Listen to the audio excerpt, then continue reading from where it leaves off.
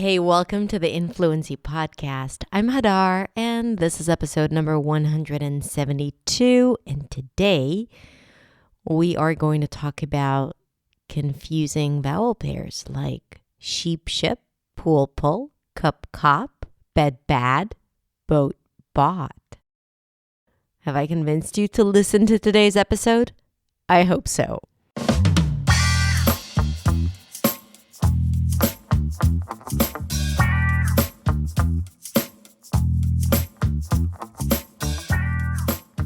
All right, so if you decided to stay after this intimidating intro, thank you for giving me an opportunity to actually make it simple.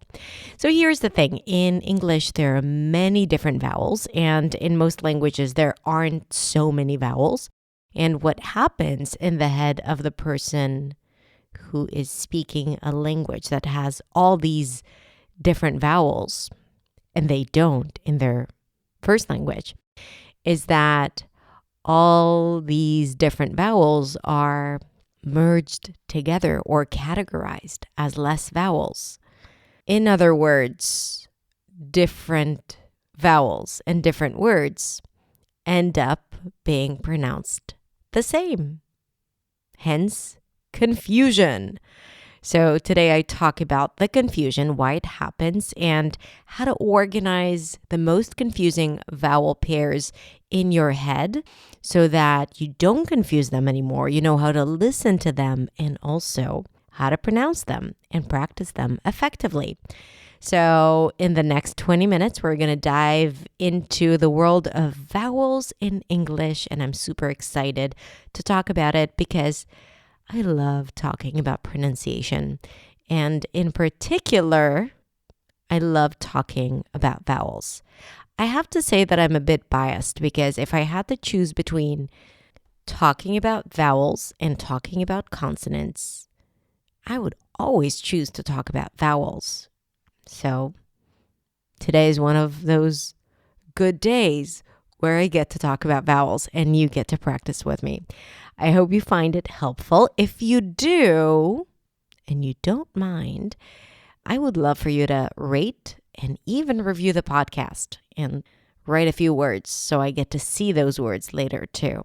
Because I get to read the reviews after, So if you have a few minutes, that could be so incredibly amazing. And I would be very appreciative if you could do that. So that's it. Let's not waste any more time and start talking about vowels because we have plenty of them to talk about. Let's listen.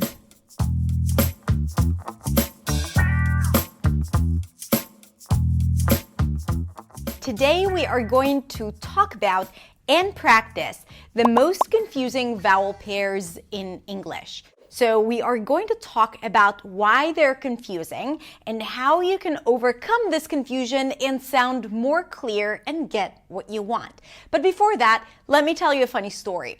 When I was in acting school, I don't know if you know, but I am not a native speaker of English. So I was an acting student back when I was 20 in New York City. And I remember sitting among my friends and we were having this conversation about our favorite actors.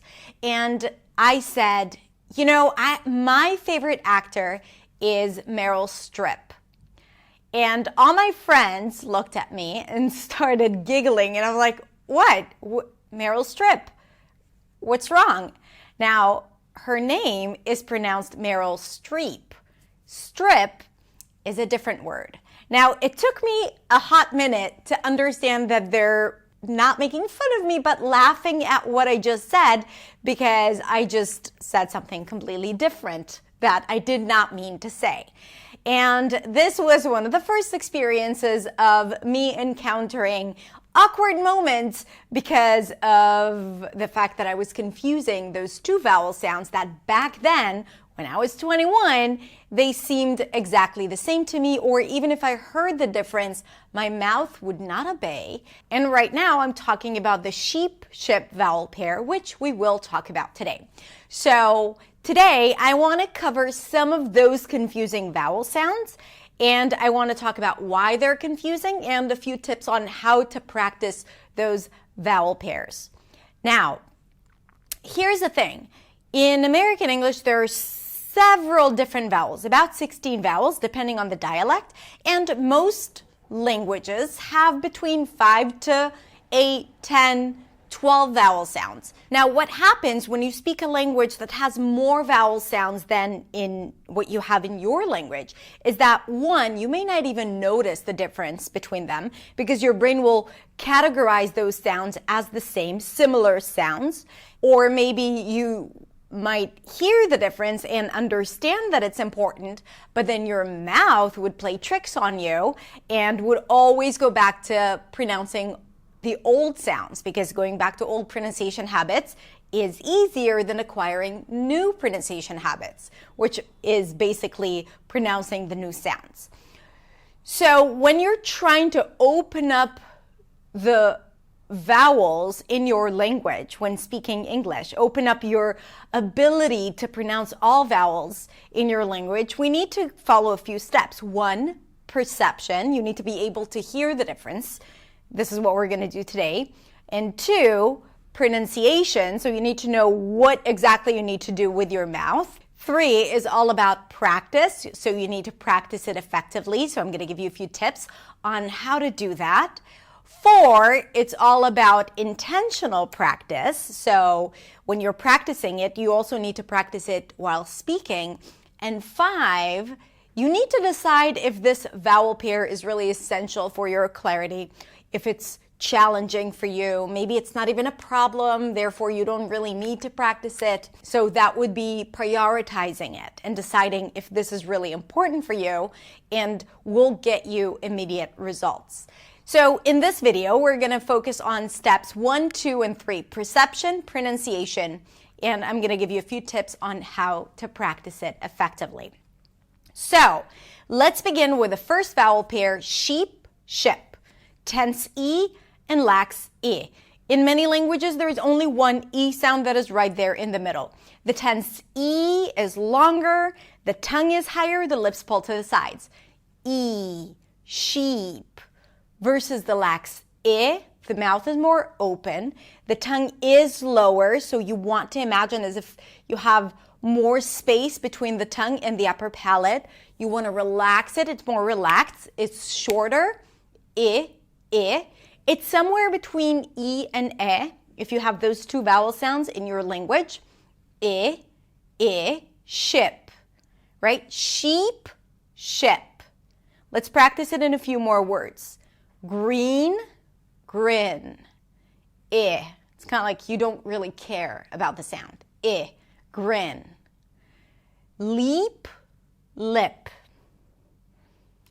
Peach, pitch. Seek, sick. E. The next vowel pair that we're going to practice today is I versus E. This is not important for most speakers, but if you tend to confuse those two vowel sounds like bin and ben, this practice is definitely for you. So here we're talking about the lax I, usually represented with the letter I, bin, sit, fit, versus the sound that is usually represented with the letter E, sometimes EA, like head,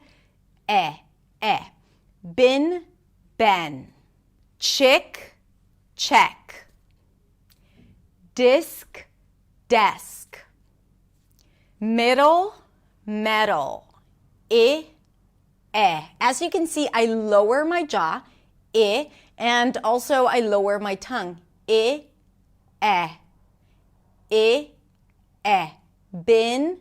ben, middle, metal, metal. This one is closer to a neutral sound. In English, the sound is a bit more open. Bitter, better. Bitter, better. Okay, good. The next vowel pair is versus a. Bed, bad. Usually represented with the letter E, just like the one that we practiced now, versus usually represented with the letter A. So here the jaw drops even more. The lips pull to the sides just a bit. The tongue is flat. The back of the tongue is high. It sounds like something's ugly. Ba, it's like in your face. Hat, cat, happy. And then let's compare those two vowel sounds. Now, if you don't tend to open your mouth wide when you're speaking, this vowel pair is going to be challenging for you because you might want to say both in the same way, bed and bed. It's a really bed instead of it's a really bad bed, right? Practice it with me. Bed, bad, head, had, left, laughed, better, batter. Now let's practice all three vowel sounds that we just practiced together. Bitter, better, batter. Bitter, better, batter. Okay, very good. Let's move on to the luck versus lock. Cup, cop. The middle central sound, also known as the stressed schwa, the cup sound, versus the back open sound, also known as the father vowel, So for the cup sound, the jaw is kind of neutral. You open the mouth just a little bit, The tongue is not super flat, but you want to raise it just a little bit. You want to direct your sound towards the upper palate. Cup, cup, country, money, fun, love. This vowel sound is usually represented with the letter U, like up, with the letter O, like sun, S-O-N, but also S-U-N. Money, month, O-U, country, O, like love. Okay? So you want to think of it like this neutral sound. That's actually the closest one to a neutral sound that you might have in your language. So, cup, love, fun, versus the back open sound, usually represented with O, like honest, office, job, coffee. Now, a lot of times people tend to pronounce this sound as an O sound, which is totally fine. I recommend to open it up a bit more for the sound. And then this is where it starts getting a little confusing for people, because then what is the difference between color and collar, right? Or luck and lock, and bus and boss. So let's talk about it. Bus, small, sharp, more closed, neutral, closer to an sound. Bus, bus, let's take the bus. Boss, my boss just called me. It's closer to the back of the mouth. It has a darker quality because it is produced in the back of the mouth. It goes towards the back of the mouth because you drop your tongue, you drop the root of the tongue, and the voice resonates in the back. Also, your mouth opens more and the lips round just a bit, not too much. Office, job, father, boss. Now, if you just listen to the sound, it does sound like an sound. Now, if you have in your language, you know what I'm talking about, because I cannot define the sound but if you have a neutral sound, then yes, you might analyze it more like an than an O sound if you were to just listen to it. It's not O. Office. However, spelling is really deceiving because it's usually spelled with O, and we associate the letter O with the sound O, right? So again, what I'm saying here might not be relevant for all speakers, but if that resonates with you, just let me know in the comments. And if it doesn't, let me know in the comments too. So back to the two sounds, cup versus cop. Cup, cop. So the cup sound is really neutral and closed. The cop is more open, relaxed, Lips round just a bit, not an O sound, but more of a back open ah. Cop, luck, lock, and bus, boss. Color, ka, directed forward and up, color, collar, collar, color, collar. Very good. Now let's talk about the pull vowel pair. The pull vowel pair is a tense oo sound and a lax Pull, pull. The tense oo sound, I think of it like the cousins, the back cousins of the sheep vowel pair, because one is tense, oo, pool, you. Here the back of the tongue goes up, it's really high up in the back. The lips round, it is a longer sound, ooh, you, two. Just like the tense E is a little longer, see, we, read, right? And then the lax it's like the casual partner of the tense oo. It's more relaxed. Cook, look, book, foot. If you're trying to figure out the spelling patterns and to understand which is which, I actually have a full video about this pair and actually all the other pairs. So if you want to go a little deeper, I'm going to list all those videos below. This is just an overview of all the confusing vowel pairs. But again, like if you want to go deeper and practice more each vowel pair, I got you covered. Covered, cup, cup, not covered, covered.